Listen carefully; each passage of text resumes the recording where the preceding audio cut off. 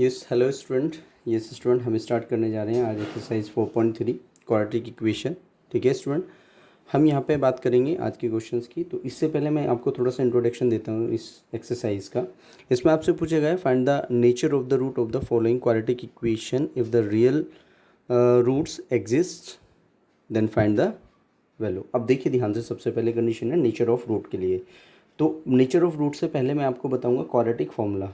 I have told you, मैंने आपको पहले बता दिया पिछली मतलब पिछली वीडियो में मैंने आपको बताया था कि क्वाड्रेटिक इक्वेशन का फॉर्मूला क्या होता है, एक क्वाड्रेटिक फॉर्मूला क्या होता है, और क्वाड्रेटिक फॉर्मूले को ही हम क्या बोल देते हैं वहाँ पर, श्रीधराचार्य।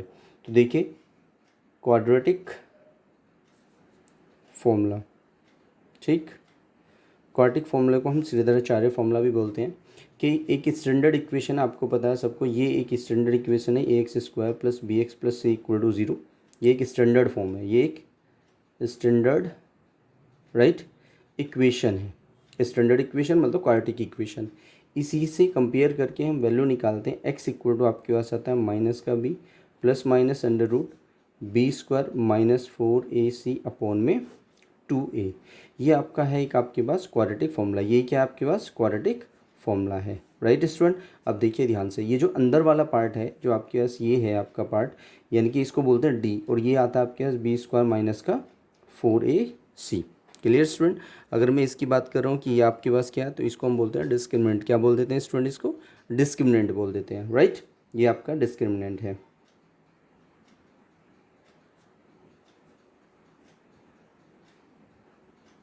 राइट। ये डिस्क्रिमिनेंट है। अब डिस्क्रिमिनेंट आपके पास है डी, यानी कि बी स्क्वायर माइनस 4ac, और इसी के बिहाफ पर हम चेक करते हैं नेचर ऑफ रूट। क्या चेक करते हैं, नेचर ऑफ रूट। अब देखिए जरा नेक्स्ट है nature of root, nature of roots या जीरोज बोल देते हैं हम, ठीक है।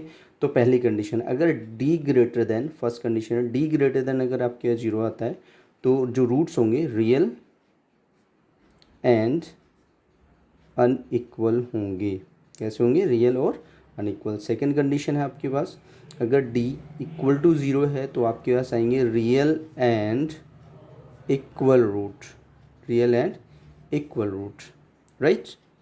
यहाँ पे भी real and unequal root. Root लिखना चाहो लिख दो, वरना तो मैंने यहाँ पे पहले ही लिख दिया नेचर ऑफ रूट, तो रूट की रिप्रेजेंट, रूट के बारे में ही बात कर रहा है वहाँ पर। अगर थर्ड कंडीशन है आपके पास डी अगर लेस देन आपके पास जीरो, तो no real root, no real roots. जब कोई रियल रूट्स नहीं है तो मैं बोल सकता हूँ उसको इमेजनरी रूट,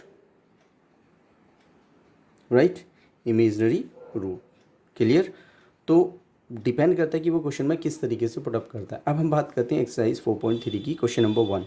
देखिए क्वेश्चन नंबर 1 में वो क्या बोलना चाह रहा है यहाँ पे, उसने बोला है यहाँ पर कि find the nature of the root of the following quadratic equation if the real roots exist. Find, पहला क्वेश्चन है आपके पास। उसने कहा 2x square minus 3x plus 5 equal to 0।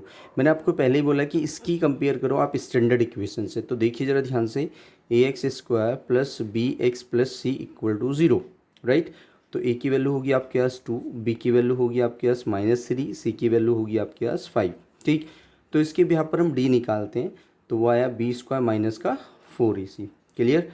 तो बी की वैल्यू रखी -3 का स्क्वायर किया माइनस का 4, ए की वैल्यू कितनी आएगी आपके पास 2 आ गई, और सी की वैल्यू आ गई 5। जब भी हमने इसका स्क्वायर किया तो ये 9 आया, ये आया 5 2 10, और 10 की 4 से मल्टीप्लाई करेंगे तो कितना आएगा 40, तो वैल्यू आएगी माइनस का 31, राइट। जब आपके पास नेगेटिव वैल्यू आई है तो आपको ये पता चल गया कि जो डी है, यानी कि डी की तो वैल्यू आई है नेगेटिव, तो डी जो है वो लेस देन जीरो है। और जब लेस देन जीरो है तो यहाँ आएगा no real root, no real roots.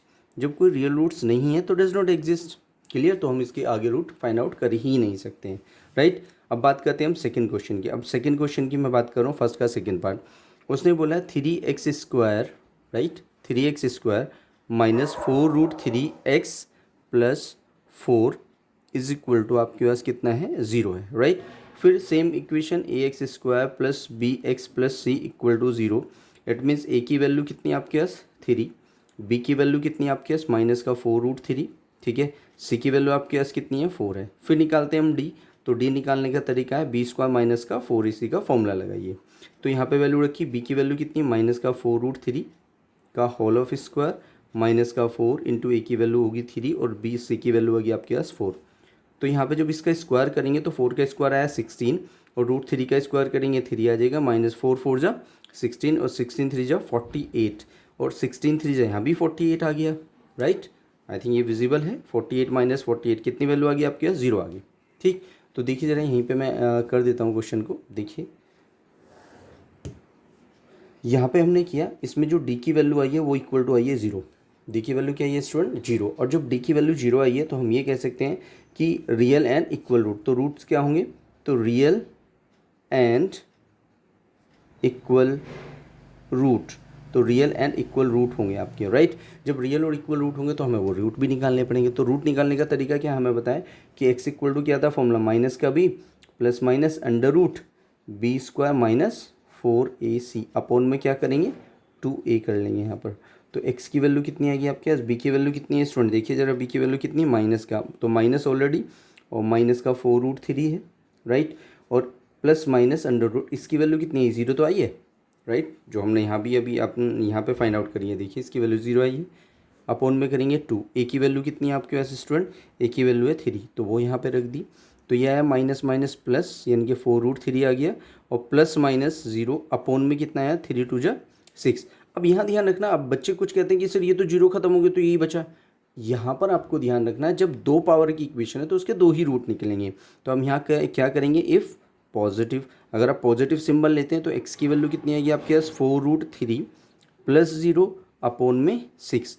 It means कितना आया? 4√3 अपॉन में 6। 2 3 जा कर लीजिए, 2 2 जा कर लीजिए, तो कितनी आई? 2√3 अपॉन 3। एक तो ये आंसर आ गया, ठीक।